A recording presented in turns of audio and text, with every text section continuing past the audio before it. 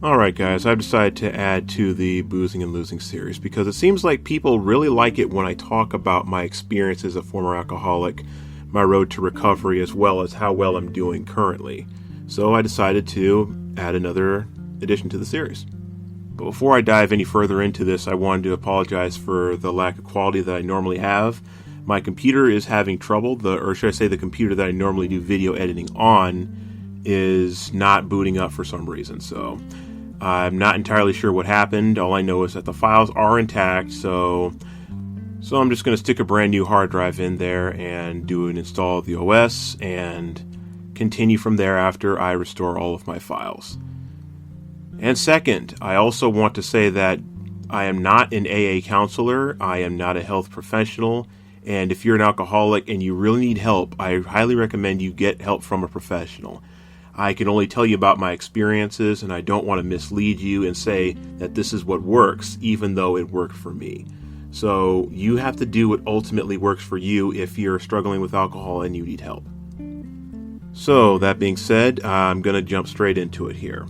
So there was this poster that I saw since grade school. It's called The Drunkard's Progress. Now this was drawn out in 1846. And I'm going to show you the image here. And it shows the 9 steps of an alcoholic, from the first glass to the grave.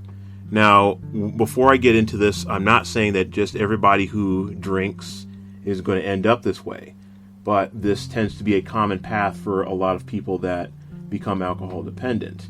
Not everybody experiences the same steps, but these steps are just generally what a lot of people tend to experience, and some of these steps that I have experienced, well, actually I've experienced most of them, and I'm not going to spend a whole lot of time into it, but I am going to touch on each one of them briefly.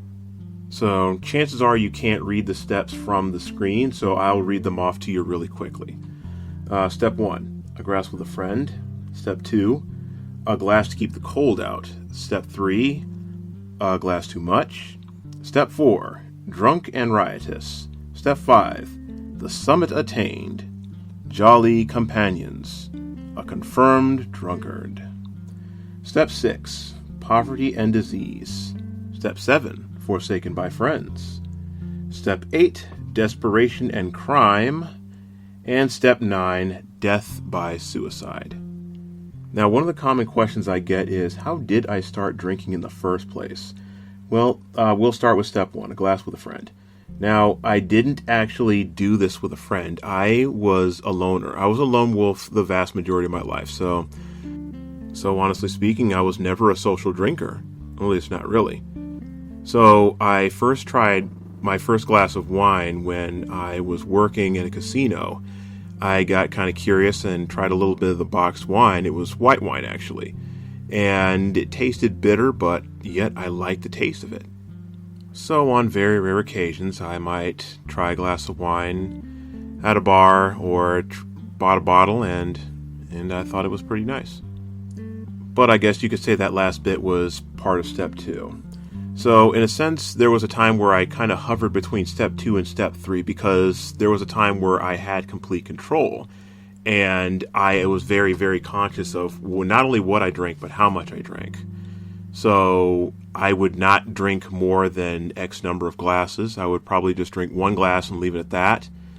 But there was one night where I drank on an empty stomach, and I was completely inexperienced when it came to the whole drinking thing. So had a glass of white wine, waiting on this company party to start, and I suddenly found myself a little on the drunk side. I nearly fell backwards down a flight of steps, and I was buzzed pretty much the entire time. But after that night, I knew that, I'd have to be very careful if I want to avoid getting drunk. So rarely after that would I ever drink. I had a margarita with cousins and friends once. I drank it carefully so I didn't get drunk, and I did the same thing with a lot of other drinking occasions. But then I had one night where I got drunk off of 2 glasses of wine. I figured, I could handle it. And as I was coming home, I realized, this was probably a mistake. And I was drunk. Hopped on this chat and did some waffling, and people thought it was kind of funny at the time. And I had a laugh out of it too. So I guess you could say that was my step from 3 to 4 right there, because I realized I kind of liked getting drunk. Even then, I didn't do it often because I knew that it was not a good thing to get drunk all the time. But for me, step 4 is a bit different from what a lot of other people experience, because there's a lot of people that when they get drunk, they get violent, they get crazy, and they just cannot control themselves. For me, it's like I'm in control of myself in a lot of ways, but I just can't stop laughing. Because all I do is just laugh like a hyena, and I really like that feeling, especially when I was feeling depressed. So, needless to say, not too long after that, I found myself at stage 5, which was, yes, a confirmed alcoholic. I was in denial, and I didn't believe I was an alcoholic, but I really was. So, note how step 5 is basically the peak of the 5 steps. It starts from an ascending order, and now it's going to go towards the descending order, as you see.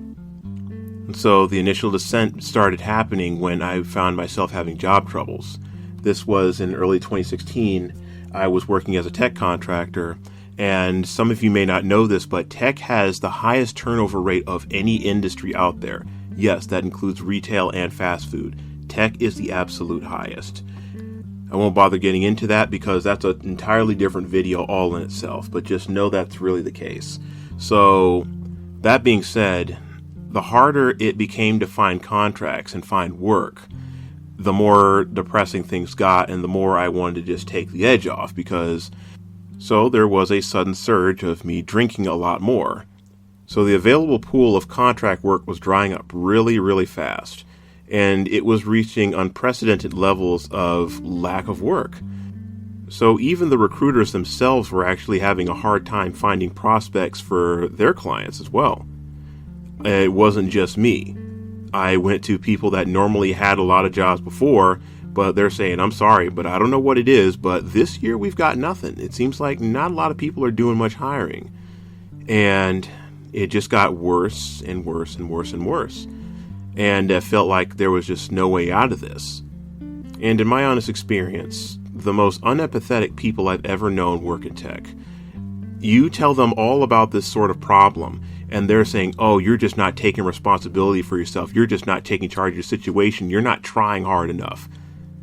And these are the ones that tend to be the elitist blowhards that have full-time work and have never had problems with it before. They've had full-time jobs for X number of years. They have plenty of experience and can just basically jump from one job to the next.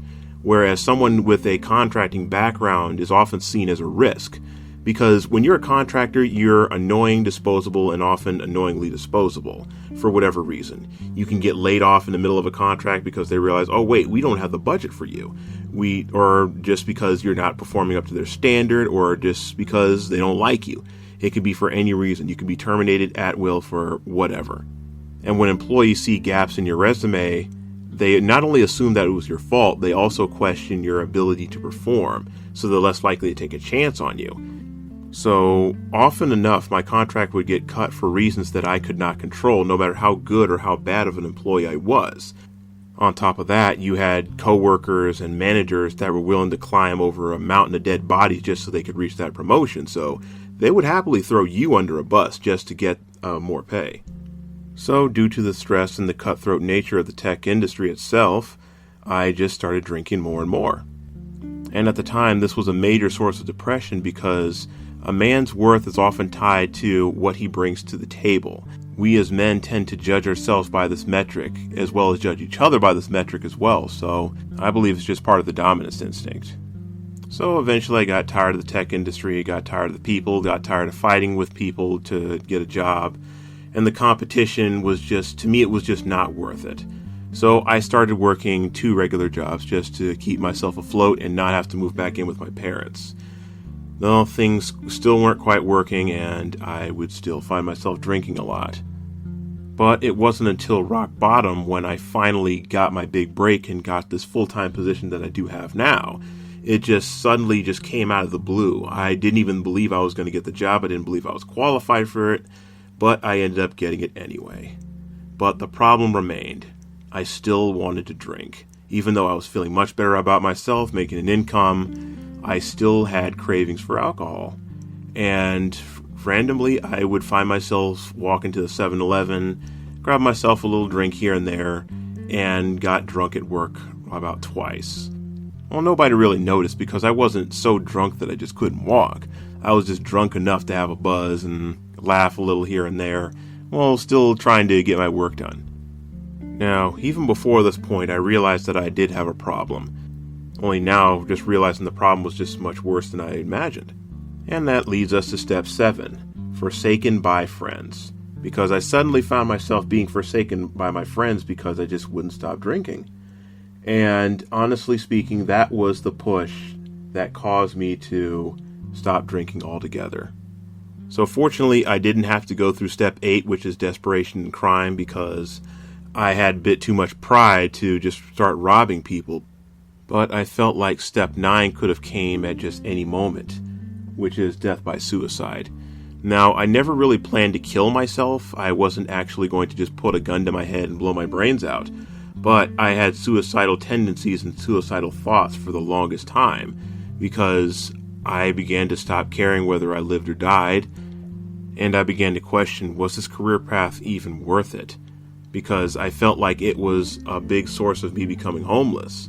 And I thought, well, what if I just worked a regular job all those years? I probably wouldn't find myself in this mess.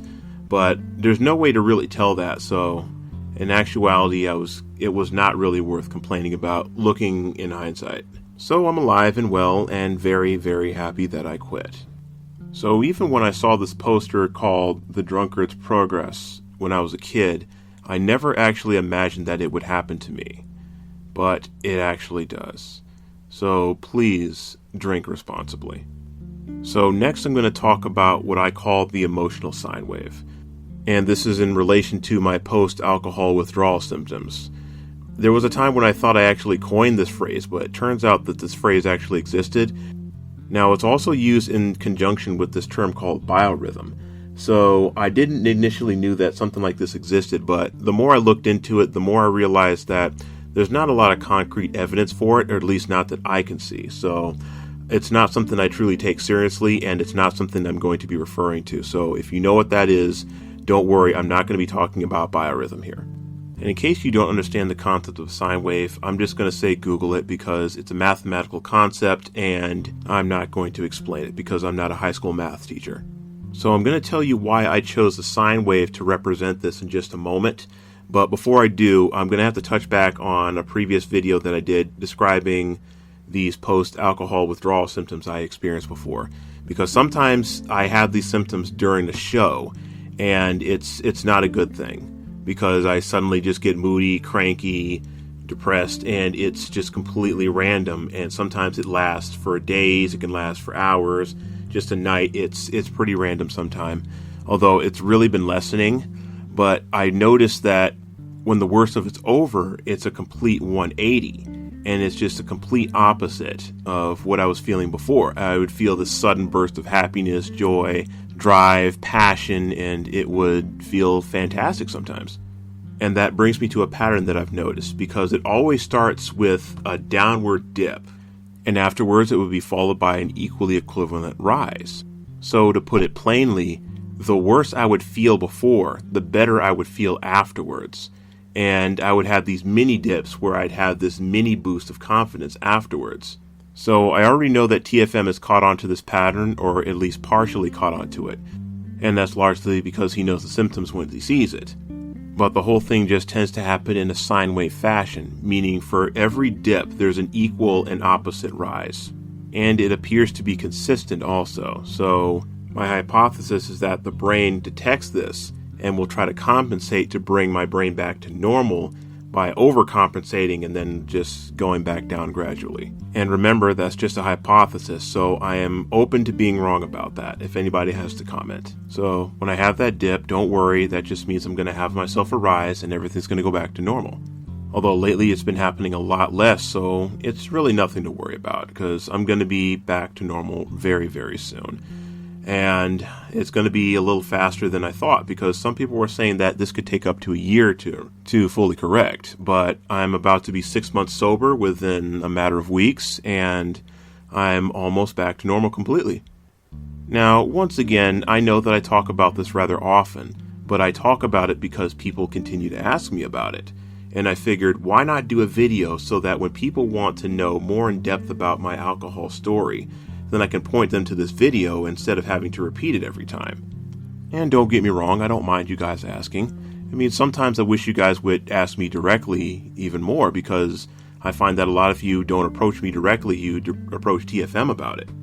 Which is fine, because it also lets me know that you care about me, but it also makes me wonder, am I that unapproachable? If so, please speak up. You can say whatever, I'm not going to be mad. But I think this dragged on a little bit too long, a little longer than I expected, so I think this is a good place to cut it off here. So once again, thank you guys for listening, and I hope to see you guys next time.